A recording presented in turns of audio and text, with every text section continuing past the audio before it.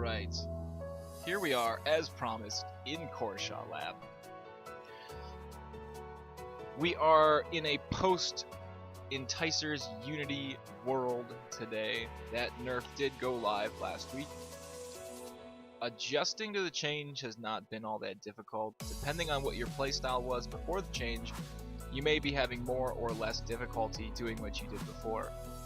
If you're unfamiliar with the change, the recast timer on the Unity spell has been increased to 28 seconds. That's a 26-second reuse timer with the breastplate focus. And that's a really long time, and I'm not going to go over my spell choice here at all, really. But sharp-eyed viewers will notice that I do have a second rune selected and loaded for those situations where Enticers Unity fails to keep me alive. Now, I'm not running with a Merc as usual. I'm gonna not do anything different than I normally do in my videos. We're gonna spend a little bit of time in Kor-Sha Lab, maybe a part of Kor-Sha Lab a lot of people haven't seen because there are Karzak here. And if you have not done the progression for EOK, the Karzak are bad news. Eventually, once you've completed most of the partisan chains up to the very last zone, which is here, Kor-Sha Lab, you will be hit by this aura if you do not have that completed. It's pretty nasty. It will kill you if you don't have the blocker for it.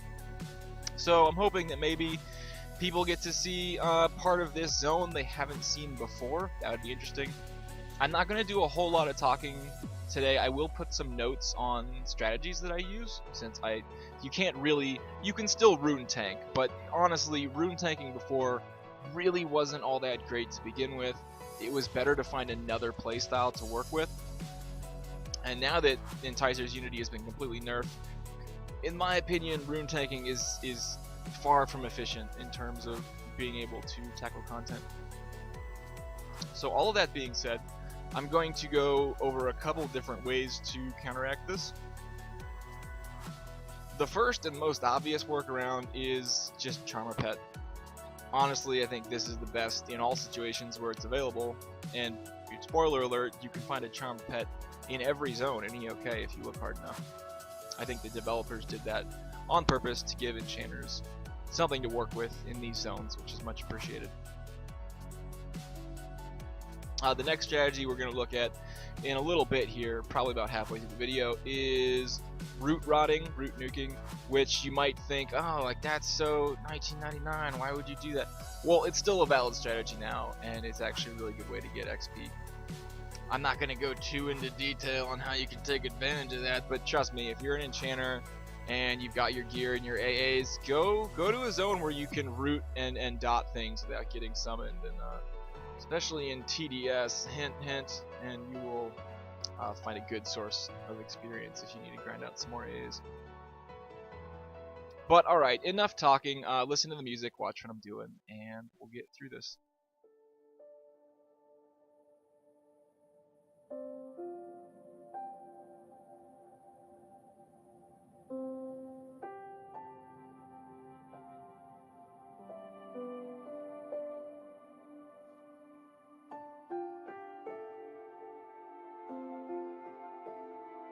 So I have located my pet, pulled proximity aggro on this Sarnak here, and now it's going to die.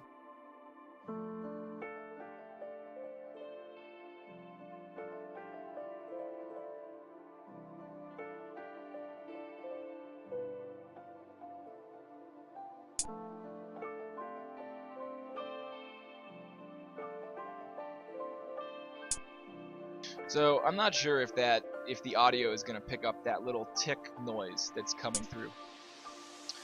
One of the additional changes that happened with this last patch, and honestly, I think it's the larger, more pain in the ass change between the two of them.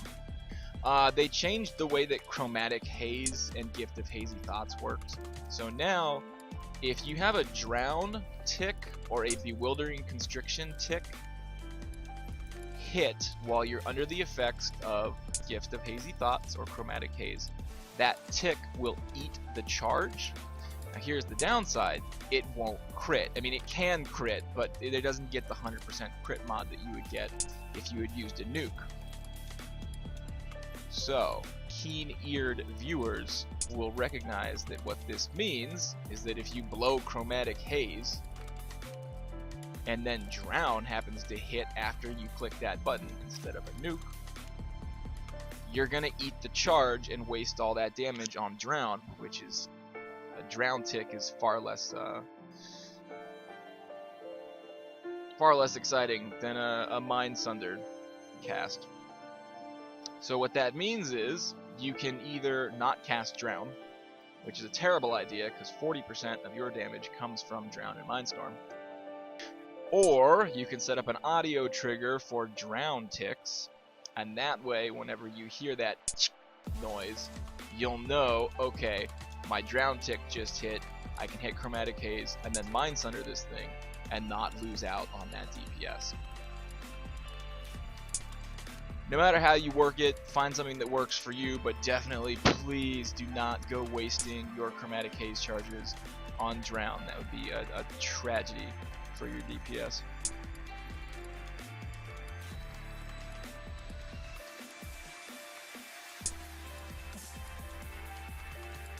And so as you can see, I really don't do anything differently after this change. It's pretty much the same old, same old. Still don't have a Merc. Still not doing anything differently. Still not tanking. Try not to.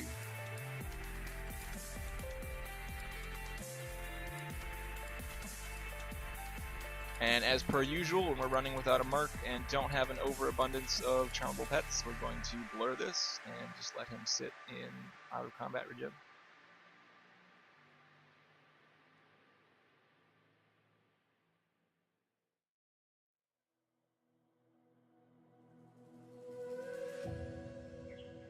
Viewers who are familiar with my stream from my YouTube page will know that I don't usually use Ward of the Enticer. If you absolutely must rune tank, I would highly recommend putting on Ward of the Enticer. I generally don't run with it for a number of reasons I'm not going to get into here, but if you're sitting there and you're going, I have to rune tank whatever this is, and that mob is mezzable, you should take advantage of Enticer's Ward and set that up so that you get those little breaks between dot ticks and damage ticks where they're mezzed and not hitting you.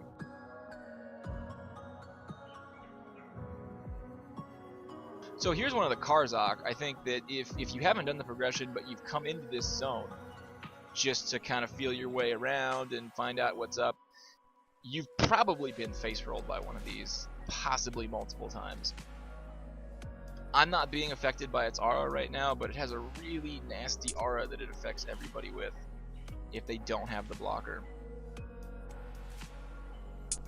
It's basically, I don't know if it's insta-death, but it's close enough that you don't want to screw with it. Now, in order to block that aura, all you have to do is complete the first 2 partisan tasks for this zone, and then you will be immune to that damage, and you don't have to worry about these Karzak soldiers destroying you with it. You'll also notice that they have a ton of hit points. I'm going to be sitting here nuking this thing for the next 2 minutes to kill it. Which is fine. Normally I would probably just burn through this, but it's already half dead, so I'm not going to bother.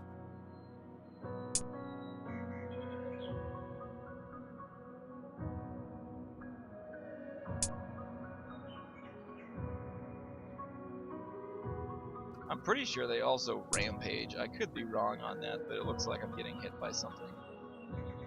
I would assume it's ramp damage. There's nothing else it could really be. So basically, they're nasty little dudes. They're not quite named NPCs, but they're kind of close. I mean, that's pretty brutal. AE ramp, damage aura, all those things are no bueno if you're sitting here soloing.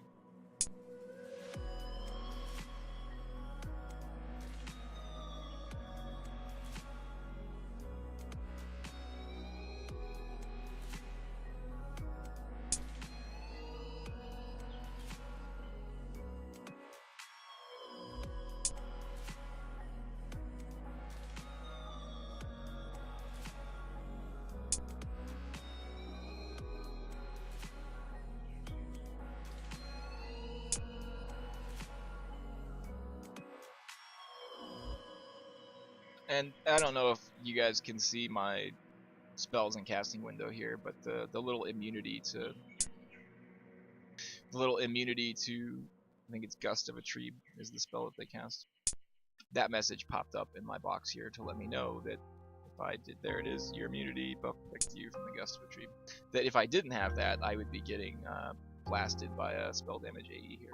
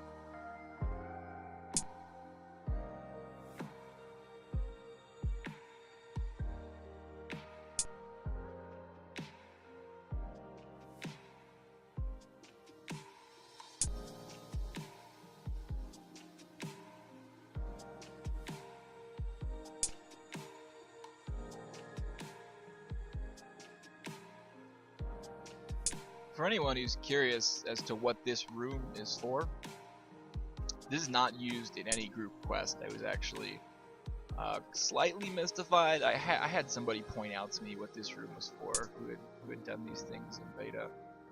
But it was interesting to me to see that this room is entirely unused in group content, which is kind of a tragedy because it's a neat looking little room.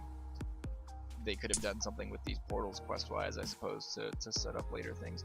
This is for the raid. This is for the Tier 3 Event 3 raid. Don't kill my dog, please. Don't do it. Don't do it. Don't do it. Oh, son of a bitch. This is for the Event 3 raid in Tier 3, which is, for anyone who's done Event 2, which is the Kor-Sha Dragon, Ancient Dragon. After you've beaten that, Event 3 is essentially a pushover. This room is used in that raid to get through one of the mechanics present there. It's really not that difficult. The whole raid is I don't want to say it's a disappointment because it's almost nice that it's that much easier because Event 2 is legitimately difficult.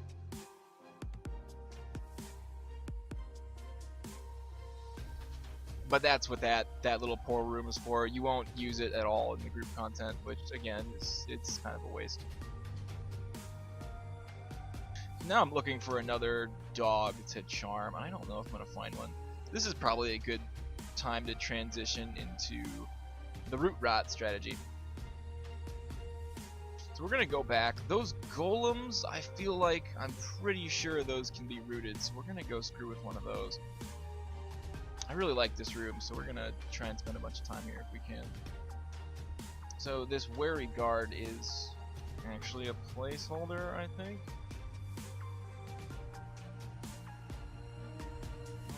Yes, for the Stone Spike Guardian. Thanks, Good Erden, for the excellent maps, by the way. It's very handy. So we're gonna Tosh this wary guardian, and then we're gonna root it. Most things in EQ that a duration effect of some kind, CC, root, charm. What happens is every 6 seconds there is a resist check versus magic. Generally, I don't think there's any others that are used. There's a resist check versus magic. So every 6 seconds, this guy is trying to break my root by checking a magic resist. So if I put Tishania on him, then his chances of breaking root go way, way, way down. And if you're curious, I'm not using a root spell, I'm using the Ring of Immobilization, which can be found in VT, I believe, Vexthal. And I actually have it bound to a hotkey. I hit Control 2 and it fires off. We're going to burn through this guy, and I'm going to give an example of what I'm talking about with Chromatic Haze, because this is kind of important. If you aren't aware that this change happened, it's really important that you are now, so that you can adjust your playstyle. So I'm going to do my standard burn order, which is Imp Twin Cast, Illusions of Grandeur, Mindstorm, Drown, Psycho Reinforcement, Mez the Ad, and so I don't know if you can hear that sound, but my little audio trigger went off for the thingy. So I know that Drown has ticked. That's why I hit Chromatic Haze at that point, and then went ahead and nuked. So here's what I'm talking about, root rotting here. Most of the stuff in EOK is rootable, and there's a lot of classes that can execute this strategy now. With the dot revamp, you've got shamans and druids can certainly pull this off without any problem. And keep in mind, day-to-day play, you're probably not going to be burning with Imp Twin Cast and IOG, so this sort of thing isn't going to be as powerful as it appears here. But when you're burning, it will absolutely waste these mobs with no harm or threat to you.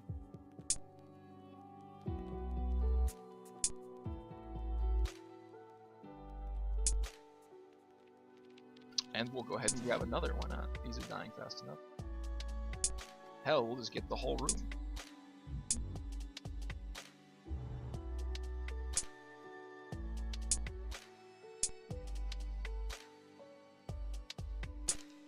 So those dogs are just infuriatingly annoying.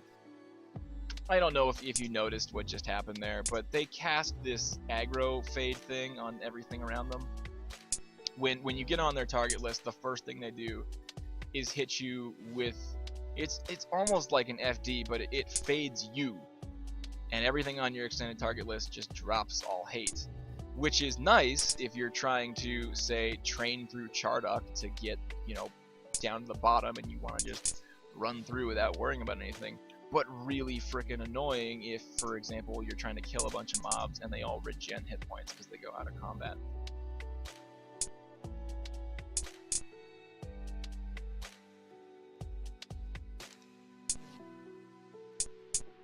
I've got one charge left of Improved Twin Cast, and I kind of don't want to waste it.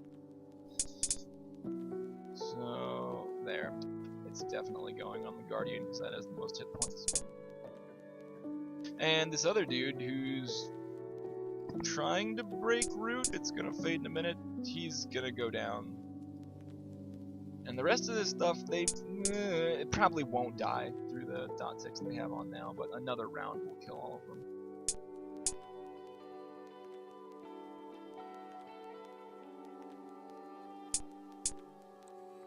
And once again, I think it's important to note that solo Enchanter strategies, there's really no reason to tank. It's not efficient. It uses a ton of mana, which is not good. Downtime is bad.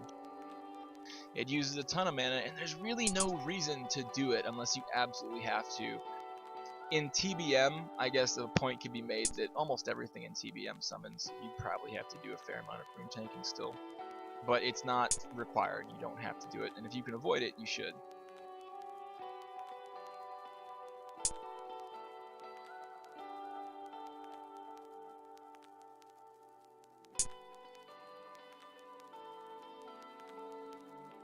So now, instead of using Unity as a first resort face tank tool, I'm just using it as a fallback.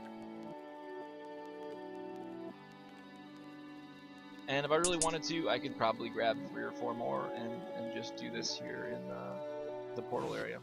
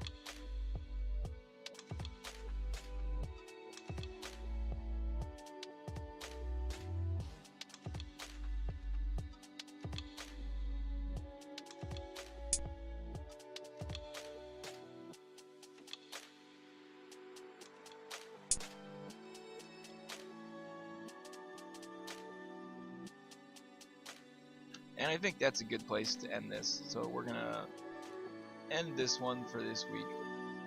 There are other strategies you can use to get around the nerf that occurred last week, but I'm not going to go over them right now. if I'm being entirely honest, I'm a little bit wary of more nerfs coming down, so I'm not sure how much I actually want to show off. But this should work for most of you people trying to adjust to the change. Just remember the chromatic haze charge and the drown thing. It's really important. You're going to lose out on a ton of DPS if you don't take that into account when you're using your chromatic haze ability. And that's all I've got. Thanks for watching.